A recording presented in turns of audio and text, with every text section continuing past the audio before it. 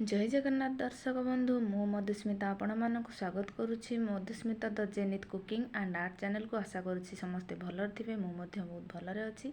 तो मु आज एक नुआ रेसिपी नहीं आसी जोटा कि बटन छतुरे मु बनई आपण मैंने देखिपे केते बढ़िया देखा जाउची। याकू मु बनवाई कौन प्रकार गुंड मसला यूज करना बहुत कम तेल रे बनई जोटा कि देह बहुत भल रहिबो। चलंतु एबे आमे रेसिपीटी को आरंभ करिबा। तो देखी नियंतु मुझे एमती छतु नहीं बटम छतु 250 ग्राम नहीं। तो मुझे सफा करके माने पानीटा सुखिला हाँवाई ताको छाड़ी देछि। तो मुझे बर्तमान मु 2 ରୁ 3 चामच भली दही देवी। आपणकर दही छतु हिसाब रे आपण दहीटा को ऐड करेंगे। खट्टा दही नेबेनी फ्रेश दही मु नहीं। तो मुझे आधा चामच भली हलदी गुंड आधा चामच काश्मीरी चिली पाउडर नहीं जोटा कि राग हेनी खाली कलर पर यूज करछि मु।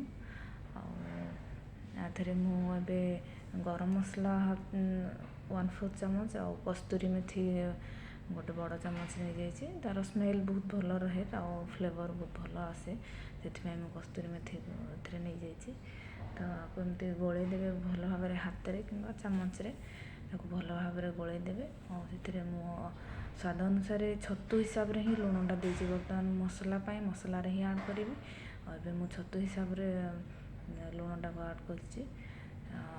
ताको भल भाव गोले देवे जमती माने छतु रे पूरा मसलाटा भल भाव लगे से हिसाब रे पूरा भल भाव गोले देवे।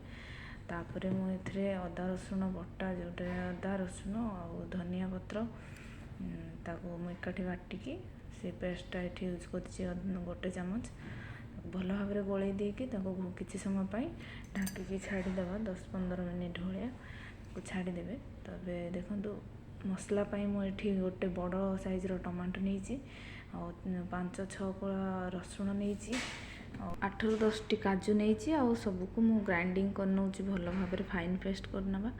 तो ये देखो हो जाए कड़ई को मु गैस ऑन करके बसई देछि। टिके गरम है मुझे मस्टर्ड ऑयल रे ही बनई मोर सब प्राय खाइबा मु मस्टर्ड ऑयल रे ही बनाए। तो मुझे मस्टर्ड ऑयल नहीं 2 ରୁ 3 चामच गोटे तेजपत्र खंडे डालचीनी 2 ରୁ 3 लवंग और गोटे चामच जीरा। तो ताको भल भाव टिके फुटवा को देदेवे। मुझे गोटे बड़ साइज्र पियाज को फाइन चॉप करके रखी ताको मु तेल रे पकई देछि। आउे आपको ए भल भाव टिके फ्राए करवा जेपर्यंत पियाजर कलर चेंज न हो से पर्यंत आपको भलसे फ्राए करवा। जमती टिके ब्राउन कलर हो गला जिते देखिए टिके ब्राउन कलर हो गला ताहले जानिए कि पियाजटी हो गला। तो ये देखो पियाजर कलर भी धीरे धीरे चेंज हो गला। तो आउ टिके खाली आपको फ्राए करवा माने हल्का कलर हो टिके फ्राए करवा। तो मैंने पियाजर कलर पूरा देखिए टिके हल्का ब्राउन ही गला। तापरे हमें ताधरे टिके लंका गुंड ऐड करवा ताकि माने टिके कलर आसीबो। से मु लंका गुंड को 3 थर रे मु यूज करिछि। देखो हल्का टिके लंका गुंड खाली कलर पाई मु यूज करिछि। तो मु एका बेले कोठी माने लंका गुंड को पूरा एका थर के यूज करनी ताको 3 भाग करके यूज करिछि। तबे देखो मसलाटी आपको जो बाटिकी रखी ताको एबे सिथरे ऐड करदेवा आ भल भाव ताको कषिदेवा। माने ताथरे पानी जो मसला ग्राइंडर कप रे मध्य ताको भलसे पानी देकी से माने पानीटा को मध्य ताथरे ऐड करदेवे। तो भल भाव ताको एमती कषिदेवे। ई मसला रे मु काजू देइछि जदि आपण चाहिबे पोस्तक मध्य दे परिबे आ जदि पोस्तक देबे ताले काजू रो टिके कम कर देबे। तापर मु एमती देखुनु मसला को कषिकी टिके घोड़े देइथिली। तो एबे टिके मसलाटी कषि हो जाइछि। तो मुझे 1/4 चामच हल्दी गुंड ऐड करिछि 1/4 चामच लूण ऐड करिछि आउ मुझे 1/4 चामच लंका गुंड देइछि। मु एका थरे भी लंका गुंड को यूज करिनी मु 3 भाग करके ताको यूज करिछि अल्प अल्प करके। तो आपण हिसाब रे जमती आपन को ठीक लागबो से हिसाब रे बनइबे। तबे देखंतु मु ताको घोड़े घोड़े की ही ताको माने सिझेबा को पड़िबो मसलाटा काहेकि ना सब जिनिस कंचा टमाटो काजू सब कंचा अछि। तो ताको टिके समय लागिबो कसिबा पई ବାସ୍ ତାକୁ ମୁଁ ଏମିତି ଦେଖନ୍ତୁ ତେଲ ତାର ଦେଖିବେ ଏବେ ସେପାରେଟ୍ ହୋଇଗଲାଣି ମସଲାରୁ। ତ ମସଲାଟି କଷି ହୋଇଗଲାଣି ଅଲରେଡ଼ି। ତ ମୁଁ ଏବେ ରଖିଥିବା ମସରୁମ୍ ଯେଉଁ ମ୍ୟାରିନେଟ୍ କରିକି ରଖିଥିଲି ତାକୁ ଏବେ ଆଡ଼୍ କରିଦେଇଛି। ୟାକୁ ଏବେ ଏମିତି ଭଲ ଭାବରେ ଗୋଳେଇ ଦେବେ। ଆଉ ଏଥିରେ ପାଣି ଦେବେନି, କାହିଁକିନା ଛତୁରେ ଅଲରେଡ଼ି ପାଣି ଥାଏ, ତ ତାକୁ ଆପେ ତା ଦେହରୁ ପାଣି ବାହାରେ। ତ ତା ଦେହରେ ଆଉ ପାଣି ଆଡ଼୍ କରିବେନି, ଏମିତି ଖାଲି ତାକୁ ଘୋଡ଼େଇଲେ ହିଁ ତା ଦେହରୁ ପାଣି ବାହାରିବ।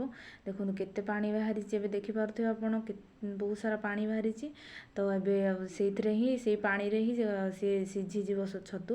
ତ ଏମିତି ଖାଲି ଆପଣ ଘୋଡ଼େଇକି ତାକୁ ମଝିରେ ମଝିରେ ଖାଲି ଟିକେ ଟିକେ ଚଲାଉଥିବେ, ନହେଲେ ତା ତଳେ ମସଲାଟା ଲାଗିଯିବ। ତ ଦେଖନ୍ତୁ ଏବେ ମସରୁମ୍ରୁ ପୁରା ତାର ତେଲ ପୁରା ସେପାରେଟ୍ ହୋଇଗଲାଣି। ତ କଲର୍ ବି ପୁରା ଚେଞ୍ଜ ହୋଇଯାଇଛି ତାର। ତ ଏବେ ଦେଖନ୍ତୁ ଫାଇନାଲି ଇଏ ପୁରା ମସରୁମ୍ ପୁରା ବନିକି ରେଡ଼ି ହୋଇଯାଇଛି। ନର୍ମାଲି ବଟମ୍ ଛତୁକୁ ଲୋକମାନେ ଏତେ ପସନ୍ଦ କରନ୍ତିନି, ତ ଏତେ ଟେଷ୍ଟ ଲାଗେନି ବୋଲି। ତ ମୁଁ ଗୋଟେ ନୂଆ ଉପାୟରେ ତାକୁ ବନେଇଛି। ଥରେ ଆପଣମାନେ ତାକୁ ବନାନ୍ତୁ, ଆଉ କେମିତି ଲାଗିଲା ମୋତେ କମେଣ୍ଟ କରିକି ନିଶ୍ଚିତ କହିବେ। ତ ଏବେ ଦେଖନ୍ତୁ ଫାଇନାଲି ମୁଁ ତାକୁ ଲାଷ୍ଟରେ ଧନିଆ ପତ୍ରକୁ ଆଡ଼୍ କରିଦେଇଛି। ଚାଲନ୍ତୁ ଏବେ ଆମେ ସର୍ଭିଂ ଟ୍ରେରେ କାଢ଼ିଦେବା। ତ ଯଦି ଆପଣମାନଙ୍କୁ ମୋର ଏଇ ବଟମ୍ ମସରୁମ୍ର ଏଇ ନୂଆ ରେସିପିଟି ଆପଣମାନଙ୍କୁ ପସନ୍ଦ ଆସିଲା, ଏହା ଆପଣଙ୍କୁ ଭଲ ଲାଗିଲା, ତାହେଲେ ଆପଣମାନେ ନିଶ୍ଚିତ ଏହାକୁ ସବସ୍କ୍ରାଇବ୍ କରିବେ, ଆଉ ଲାଇକ୍ କରିବେ, ଆଉ ଅଧିକରୁ ଅଧିକ ଫ୍ରେଣ୍ଡ ଫ୍ୟାମିଲିଙ୍କ ସହିତ ସେୟାର କରିବେ, ତାକି ମୋର ଏଇ ନୂଆ ରେସିପିଟି ସେମାନଙ୍କ ପାଖରେ ମଧ୍ୟ ବହୁତ ଜଲ୍ଦି ପହଞ୍ଚି ପାରିବ।